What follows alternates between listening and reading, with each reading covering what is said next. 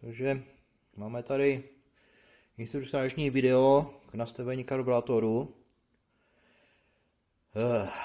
Jak s tím začít? Totiž ty karburátory, co jsme brali v minulosti, tak postupem času prostě začaly být špatné a neopravitelné. My jsme je brali proto, protože stály jenom, já nevím, 18-2000 korun a nějak fungovaly, no, ale jak říkám znovu, postupem času začaly být takové zmetky, že prostě nefungovaly, jo, nešlo s tím nic udělat, prostě řešili jsme to v Číně, Čína nás vyfakovala, že prostě oni odchází všechno v pořádku a že u nás prostě je u nás problém, no, tak jsme se postarali o to, aby jsme měli nějaké karburátory. Koupili jsme po zemřelém sklad v Německu, kde bylo x kusů těchto původních karburátorů z firmy Denny, jo.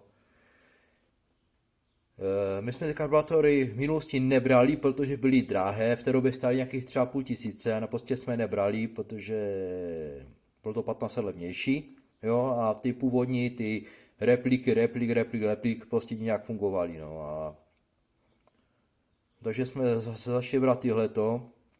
Tohle jsou originální karburátory Denny, jo, z roku 2010, jo, které opravdu na 100% fungují. Jo, tady ještě se mi nestalo, už jsem jich hodně namontoval, že by prostě nefungují. Pozor, tyhle karburátory mám vlastně jako já a plus vlastně alemotor.pl má je, jinak je nemá nikdo prostě, jo, tyhle ty originály, protože to, co se prodává, jsme zjistili, tak jsou fejky, přebalené, přeznačkované na tohleto, jo. Když vezmete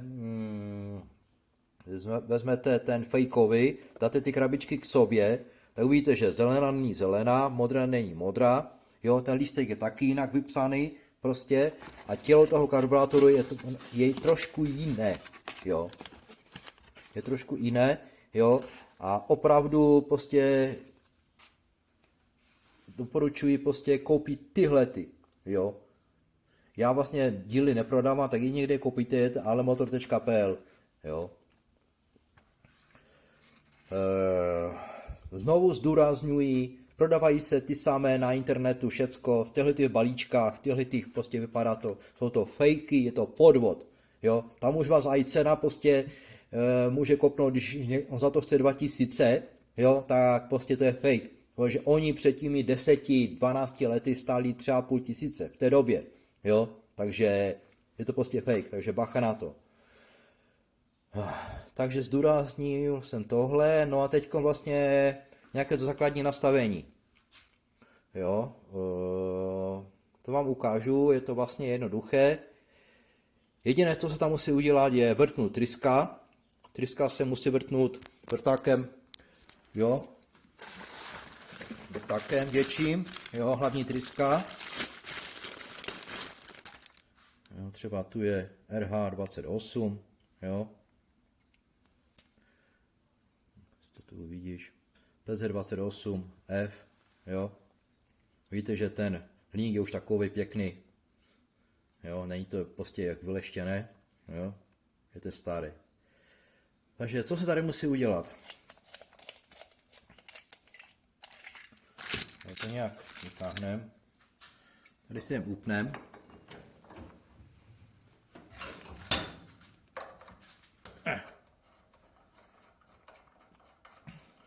Tady je, myslím, originál tryska 90. Moment. Tam si lupu. 95, si dobře vidím. Je tam třeba vrtnout 98, 0,98 mm, anebo milimetrový, jo, vrták tam dát, jo, když nemáte 0,98. No.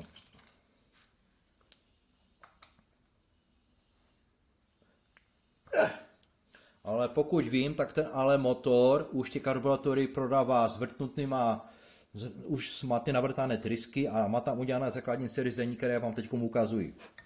Jo.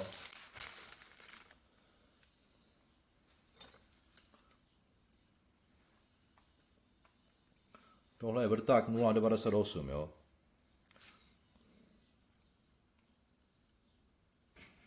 Takže to jde celkem stuha, já už to je.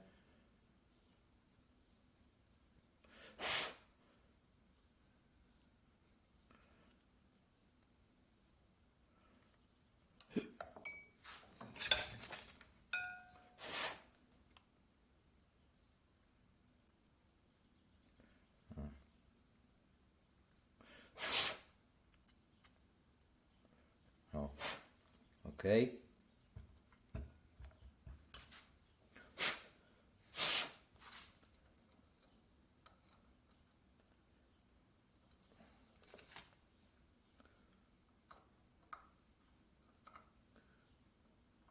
No. Takhle. Takhle.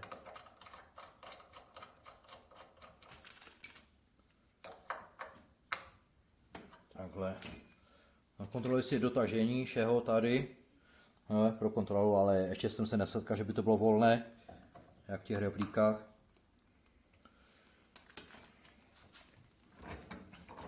Takhle. OK. Teďko nastavení jehly. Jo, tohle je málo, je to strašně nízko a bude to chudé. Takže je to třeba zvednout o jednu dírku nahoru. Ne, to jsou moc malé věci na mě.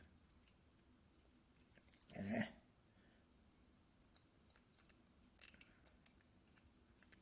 Ne. Jo. Jo, jedna dírka musí jít vidět.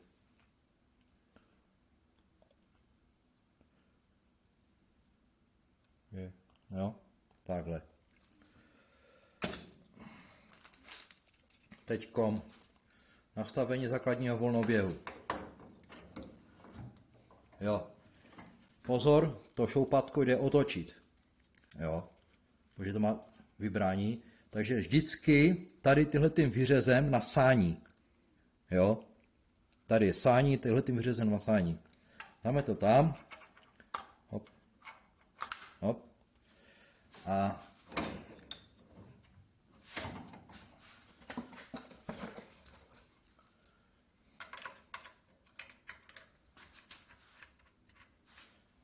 dáme tady prst, zatlačíme na dolní až na... Takže šoupátku si dáme dolů, sjedeme se šoupátkem až dolů, dotkneme se, jo, a 5 otáček výchozí polohy, nebo půl otáček. 1, 2, 3, 4, 5. Tohle to základní prostě volnoběh, tohle. Další důležitá věc je bohatost směsi. Pozor, tady to úplně jinak funguje než u normálních laboratorií, javáckých a tak dále. Jo? Víš tam z té strany točí. Jo?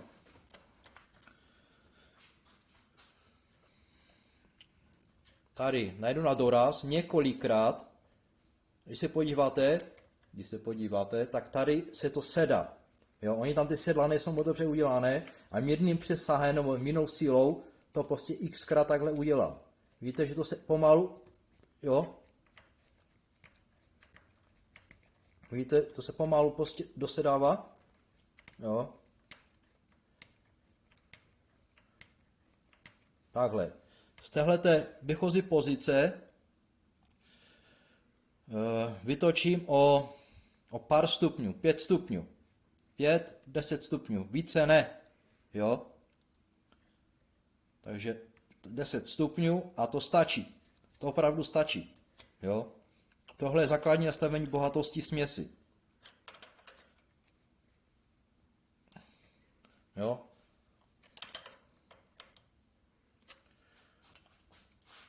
Takže šoupátko tam je, tady vlastně si vylomím z tého víčka si vylomím tu dorazový kolík, je to vlastně kvůli zaběhu, aby se více neotevíral plyn, jo, prostě šoupátko na šobiště je tak kvůli zaběhu, ale nikdo neřeší, jo.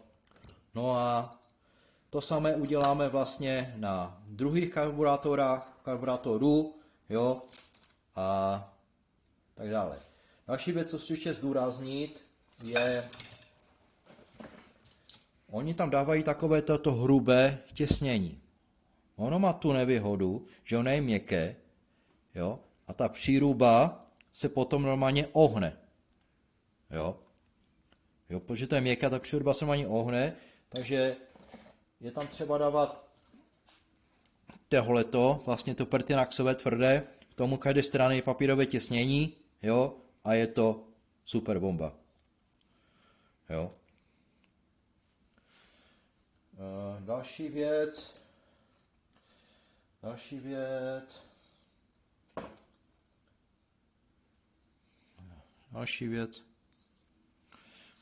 je svíčky. Svíčky, brysky N17YC. Tyhle ty svíčky jsou dlouhodobě vyzkoušené, že fungují. Jo? Že fungují, prostě nejsou s nima problémy, nic. Jo? To samé fajfky, bodky, neodrušené. Jo? Vždycky si zkontrolujte prostě, že ta bodka, ta fajfka je průchozí přes nějakou žárovkovou zkoušečku a tak dále. Říkám, tyhle ty svíčky, tyhle ty brysky prostě, jo, jsou super, vydrží prostě, není žádný problém. No, takže ještě nastavím druhý karburátor a namontuji na motorku takže chvíličku. Takže namontováno. Tady chci zdůraznit, vždycky musí být přiznaná vůle na tom Bogdanu. Jo? Vždycky, protože jak budete serializovat volnooběh, tak to šoupátko půjde dolů a může vám to začít viset na tom Bogdanu. A tu motorku se potom nedomluvíte. Jo? Takže vždycky přiznaná vůle. Ta vůle musí být vždycky stejná. Jo?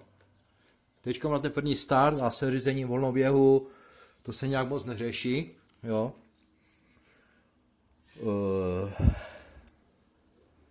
Co tady vysvětlit ještě? Svíčky máme, brysky N17YC, fajfky máme, jo, toto ty gumy všechno musí být utěsněné, protože jinak to sáje falešný vzduch, jo. A dál, dobře, dej to dolů. Nastartujem to. Tady vám budu vysvětlovat, jak se seřizuje ten volnoběh, jo. Ten volnoběh se seřizuje tak, že podle akustického vlastně hluku, respektive nastartuju, uvidíte, nastartuju to prostě a nějak to pojede. Nechám to chvíličku zahřát, jo, jak to zahřeje prostě, těch pár sekund, 10-20 sekund, jo, tak vytáhnu jednu fajfku, jo, vidíte, a budu poslouchat, jaké má otáčky motor na téhleté straně, jo. Mělo to být, že by ten valec měl být, je tu a skoro by to mělo chcipnout. Skoro, jo. A ten samý otáčky, zvuk, podle zvuku, přenesu vlastně na druhou stranu. Tím, že vlastně půjdu tady, vytáhnu tady fajfku, jo, a budu poslouchat, jaký má otáčky nebo zvuk tenhle ten valec, jo. Pokud bude mít vyšší, snížím volnooběh vyšší, jo. Prostě otáčky vpravo i vlevo musí být stejné. Nemůže táhat jeden valec druhý, jo. Takže jdeme na to, počkat. Šrubovák. Potřebujete vlastně šrubovák, desítku a kleště. Jo.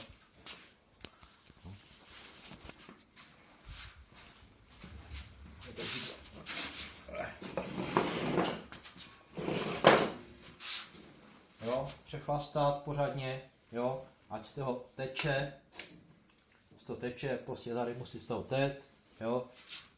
Jak z toho neteče vlastně, tak tam je malo benzínu, jo, opravdu nedrbat do těch plouváků, jsou tam plastové plouváky, takže když to budete sekat, tak tam budete díru, prostě normálně zmáčknu a držím tak dlouho, dokud toho nezačne téct, jo. Chvíličku to trvá, jo. A už teče, jo. Teče to v pořádku, to samé na druhé straně. aby to vlastně chytlo, tak musí být vlastně v tom válci palivo. Jo, takže několikrát prošlapnu.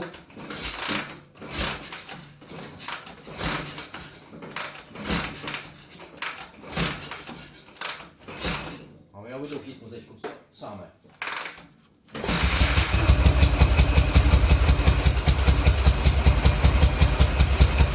Jde to na jeden válec.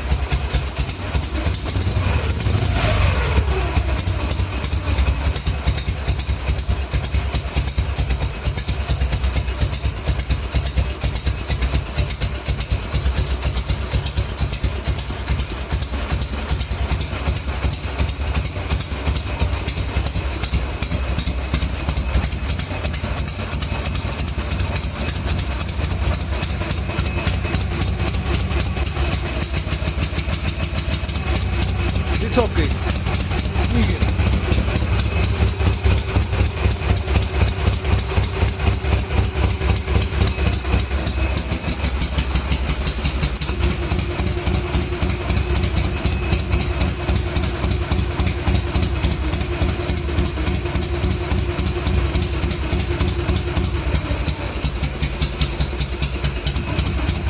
Pořádku, na druhou stranu.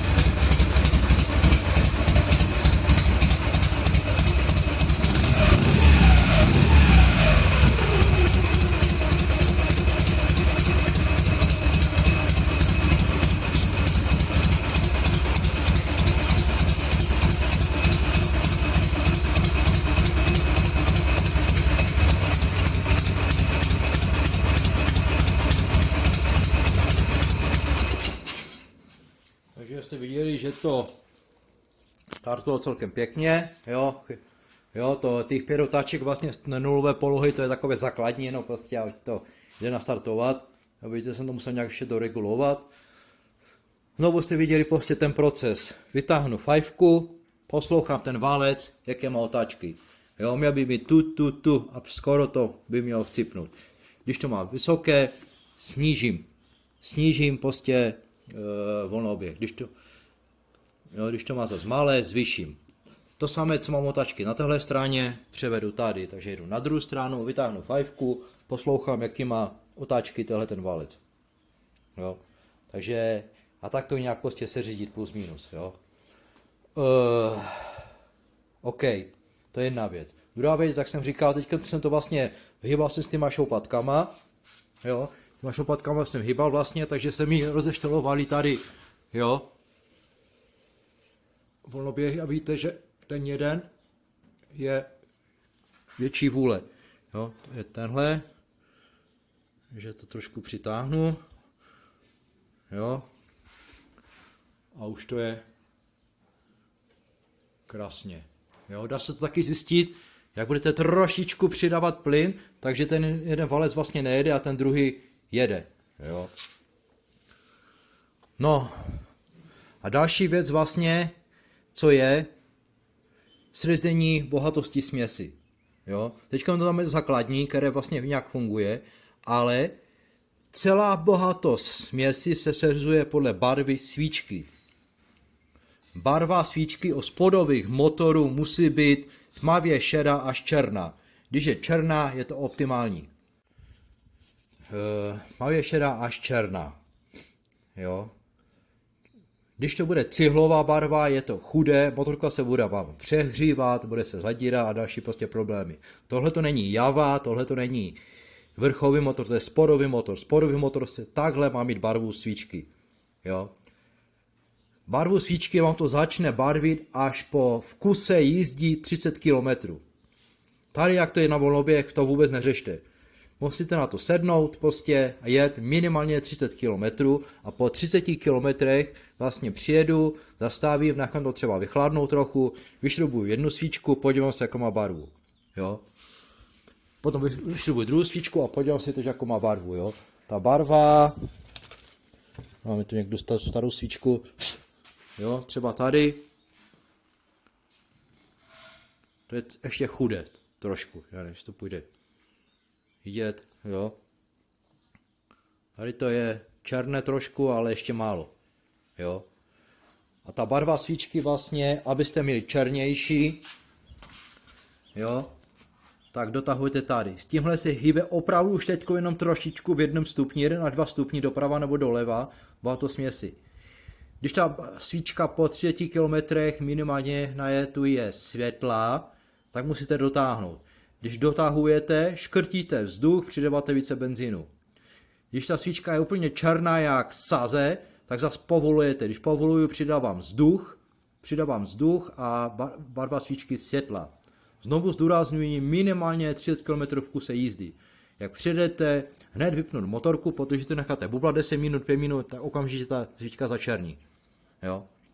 Když tohle to uděláte, nastavíte, tak nejsou žádné problémy. Jo? Motorka se nepřehřívá nic, opravdu tmavě šedá až černá má být. Když je černá, je to optimální, motorka funguje, nepřehřívá se, celkově se nepřehřívá. Zapalování vám nevypíná, kvůli že to je přehřáté a jedno s druhým.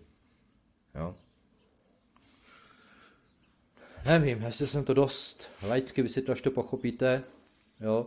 Znovu říkám, tahle ty gumy, všechno utěsněné, tady musí být v tom filtru, no, ty žíně, zalejte olejem, prostě musí být všechno utěsněné, to má nějaký odpor. Jo?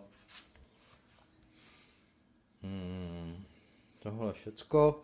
No a prostě tohle je to celé serizování, prostě serizuje si to provozem prostě jak to barví ta svíčka. Jinak si to prostě na to neexistuje nic, jsou nějaké skleněné svíčky a různé prostě ty potlaky, jo, ale to prostě u ty motorek tady nefunguje. Tady funguje prostě jenom, jo, ta barva svíčky. Jo. Kdybyste měli nějaký prostě dotaz, tak napište mi komentář, jo. Tady jsem ještě u pana řešil, měl zapalování špatné, tak se dalo druhé a už to je v pořádku. Jo, a k tím zapalování, fakt však video je udělané na YouTube, takže tam je všechno řečeno a jo, nevím. Dobré, OK, tak to je všechno a mějte se, ahoj.